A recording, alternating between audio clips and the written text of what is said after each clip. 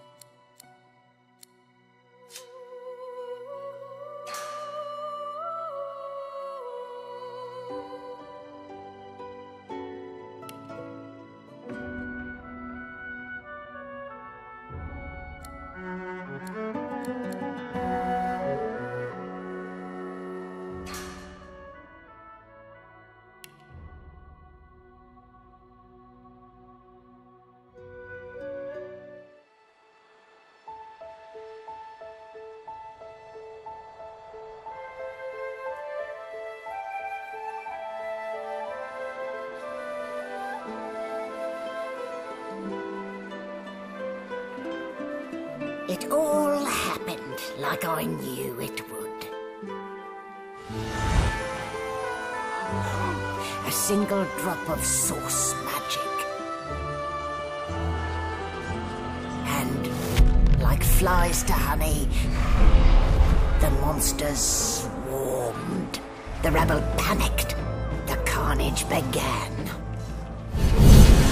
And the magisters pointed their fingers at me. Just as I'd planned. I was shackled and collared. and sent to Fort Joy.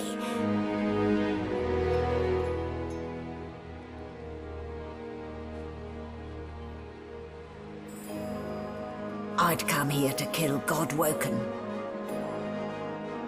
But instead, I became part of their story.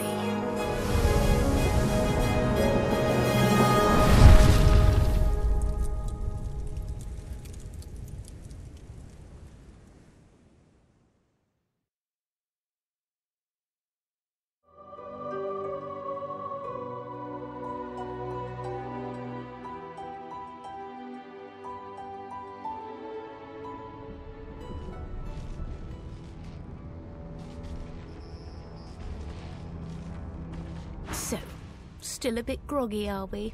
Don't worry, the sedative will wear off soon enough. Easy now, no need to hurry. Get your bearings and report to me upstairs.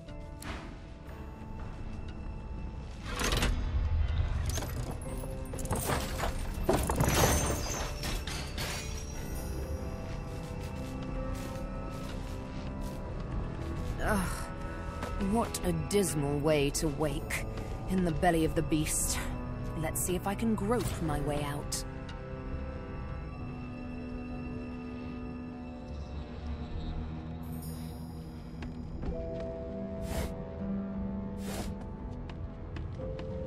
Junk.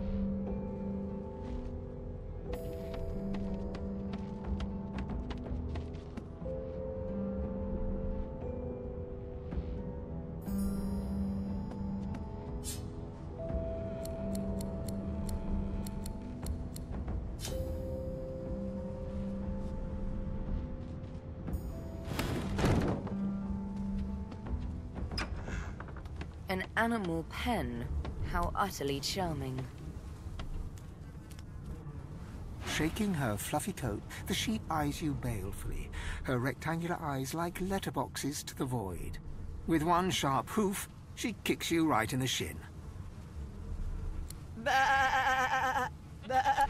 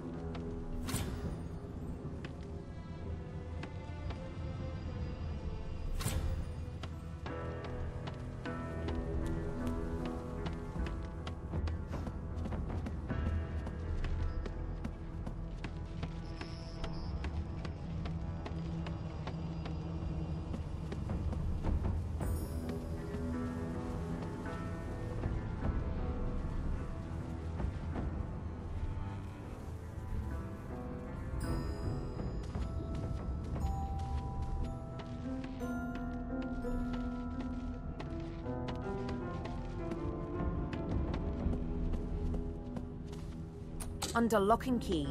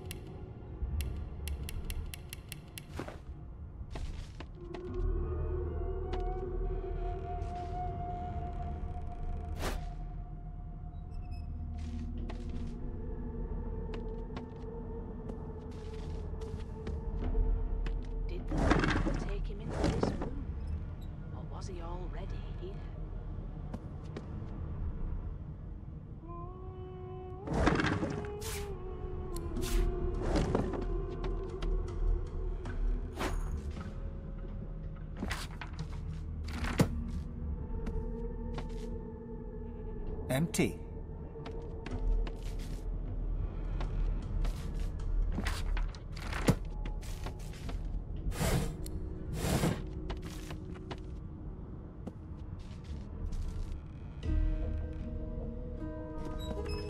No lesions, no trauma. It was bled by magic.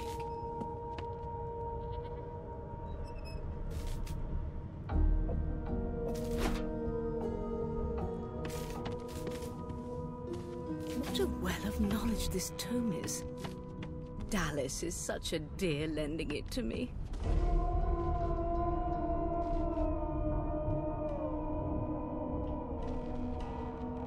No marks, no indications of a struggle.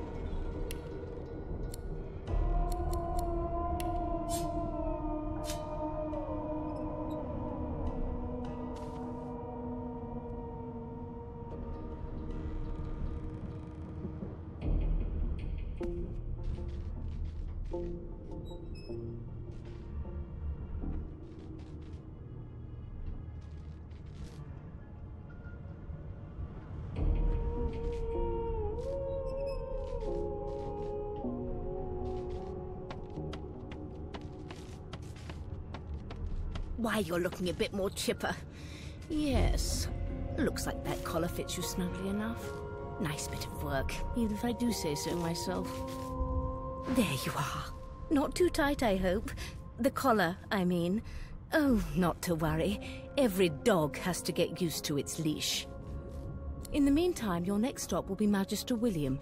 All passengers have to be registered in the ship's manifest, and he's the chap in charge of the logs. You'll find him on the other side of this deck, in the officers' quarters.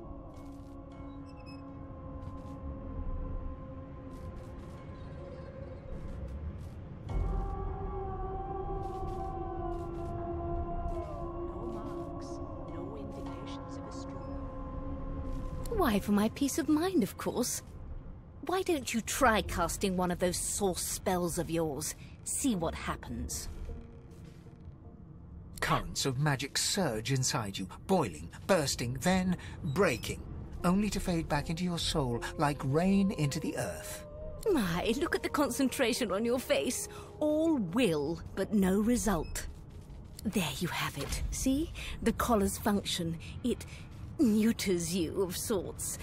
Makes you unable to cast source. For your own peace of mind, of course. Yours and the whole world's. Why?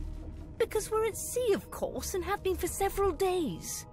Index fingers pressed to her lips, she pauses a moment to give you a scrutinizing gander. My word, you do seem a bit befuddled, don't you? Perhaps I was a bit too generous with that sedative. Oh, well, I'm sure you'll soon gather your wits. Most likely. Eventually. In the meantime, all you need to know is that we're en route to Fort Joy. A new life awaits, and if you're a particularly good girl, perhaps a cure as well. An end to Source, for good.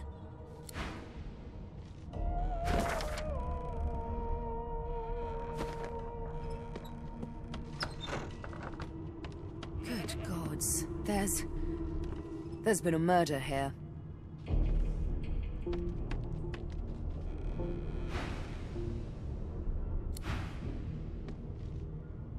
Ugly sight, isn't it?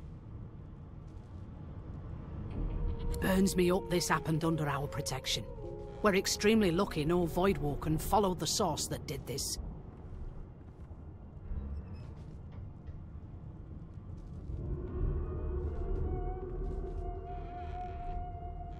Finn didn't see it like that. He was desperate for us to help him. Two things scared the living daylights out of him. His own shadow and his own source. We'll find out who did this. Speaking of... She looks up at you with a mirth. I was on duty in your room when the murder happened. You were asleep the whole time. You're one of the only indisputably innocent people on the ship. Unless you can commit murder in your sleep, of course.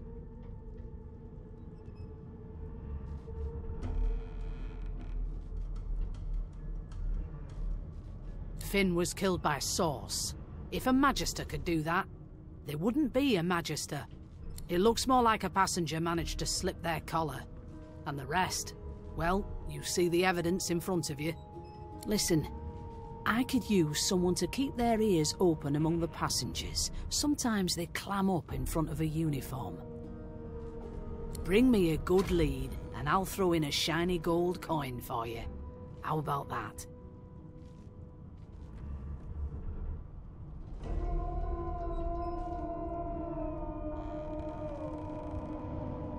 Not in here, it isn't. You let me know if you hear anything. Whoever did this is dangerous.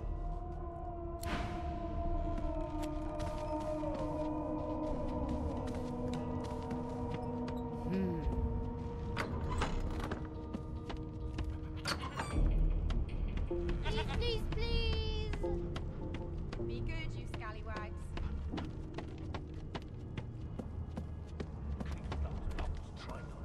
How dare you classify this slop as food? A scruffy man lounges against the wall with scarred arms folded.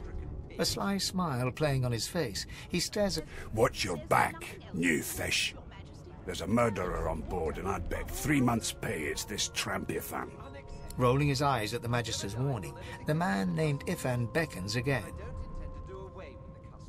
He leans in and adjusts your collar with a sharp tug, balancing its weight so it no longer presses unpleasantly on your neck. He winks. Pinches less that way, right? Hocking a phlegmy gobbet in your general direction, the sullen Magister settles back to his task of glowering at Ifan. And now, you.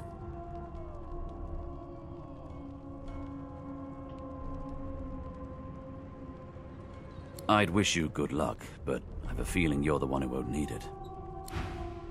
Ifan raises his eyebrow. Classify this slop as food. I've seen more appetizing things coming out of plague-stricken pigs. There's... I spent my life singing for my slaves to bring me my supper.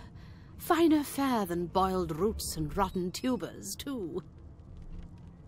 Meanwhile, the Magisters feast on honeyed meat behind this very wall. The indignity. Rotten Ben Mezd. Well, what have we here? A fresh face in this stale hell. Let's size you up, shall we? See if you... The lizard looks you up and down, like a farmer would a fetching horse. All of a sudden, he grips you firmly by the chin, with the intent of inspecting your teeth. My, we are fierce, aren't we? Not to worry. I'll soon remedy that. Now then, to business. You will answer me 3 questions. The first one is this. Can you cook? Ah, music to my beleaguered stomach. On to the second question. Can you knit, weave? In short, tailor? Yes, well, I'll count that as a no, shall I? On then to my final query. Have you the ability to administer the upkeep of one's personal appearance? The delicate art of cosmetics is what I'm after. Just as I thought. That explains what's besieging my nostrils. So, 3 questions asked, 3 questions answered. Let's evaluate, shall we? As per your own testimony, you can cook, but you have the fashion sense of a monkey in a clown suit, and your personal hygiene reminds one of a carcass rotting in the sun. That won't do at all, see? I'm sad to say I must deny you the opportunity to be my slave.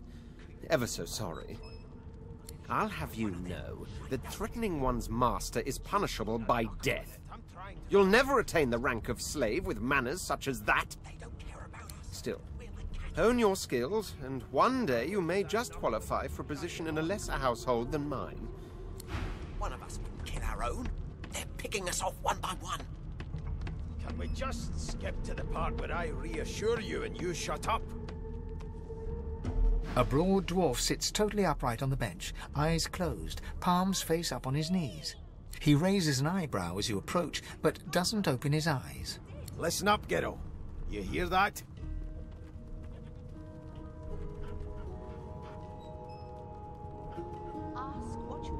He turns his head toward you, looking you up and down, and smiles before turning his attention to the ship once more. You look like a ghetto to me. listen if you're interested, or get gone if you aren't.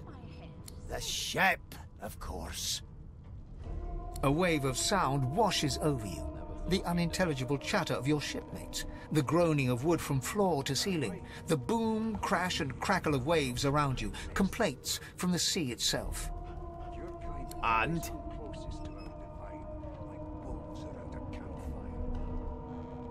The fellow cocks his ear, listening. That isn't anger, it's... He cocks his ear to the other side, then... anticipation. She senses something. I'd hold on to my breeches if I were you, mate. That's all you hear, though. Listen close. There now, just like that. Squeak! Aha! His eyes snap open as his countenance breaks into an expression of joy. One great paw claps you on the back. The other catches you before you lose your footing. There, you heard it, didn't you? I knew it. I knew it. Aye, this is good news, kiddo. Good news. It's the wheel. The wheel. Don't you see, you beautiful idiot? Squeaks whenever the helmsman jerks it clockwise, which means we're heading east. Burn my beard. That means if we've been travelling for, yes, only 10.34 nautical miles to Fort Joy. Ah, so you've eyes as well as ears, eh? You'll go far, mate, even here. Yeah, no indeed, kiddo. But that ain't my final destination. The dwarf leans back from the table and strokes his beard, gold medallions jingling merrily. That'll be all, thank ye kindly, kiddo. He continues stroking his beard, a beatific smile on his lips, and does...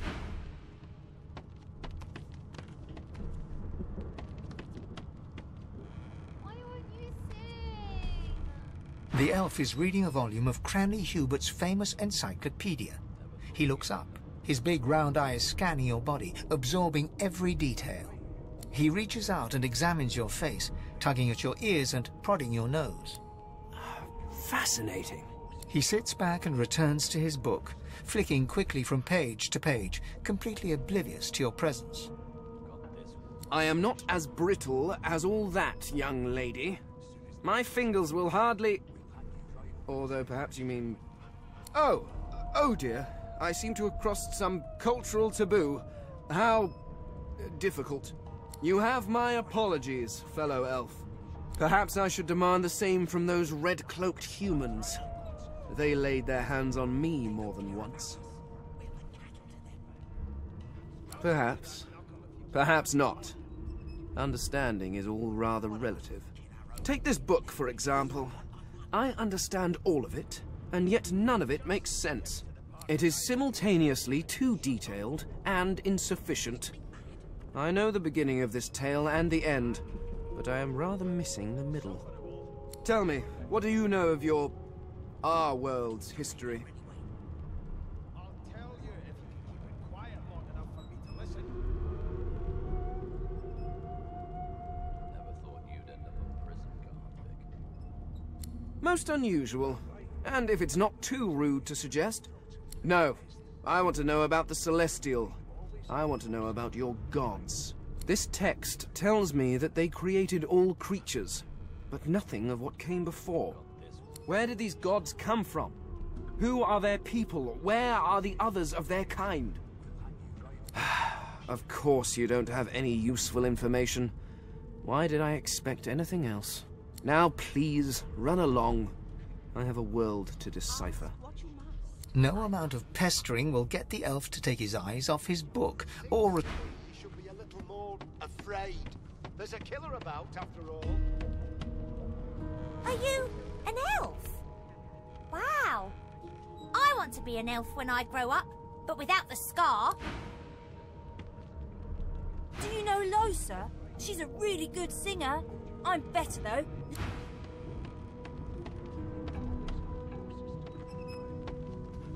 Ah, there you are, wife. Would you please tell this very charming gaggle of not-at-all brat-like babes that I am by no accounts this Losa woman, nor do I sing, in fact. I'm deathly, deathly allergical. It was one of them. I know it. How very correct you are, spouse of mine. Madame Josephine Gribbles de Peeb refuses to be confused with anyone else. What? What's so funny? Her pinched face cracks into a great grin, and she shoos the children away from her with a laugh. Yeah, okay, you found me out. Go on and git, and maybe I'll sing you something when I'm good and ready. She turns to you, dark-eyed and dirty-haired, and smiles flatly. Gotta keep ourselves entertained, haven't we?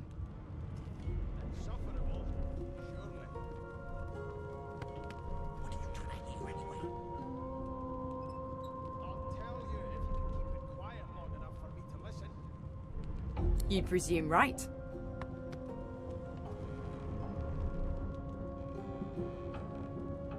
Thanks, but I already belong to an elite and exclusive ship gang. We play ball every day after lunch. You're too soft for it. You take care, though. Nope, trying not to find anything out either. Ignorance is bliss. The utterer, the better. Suddenly, her eyes cloud to an unnatural black. Greyish veins run down her face, and her mouth tightens into a cruel sneer. As quickly as they came, the clouds clear. She smiles as though no change came over her. Good luck, Chief. They know more about us. We're like cattle to them.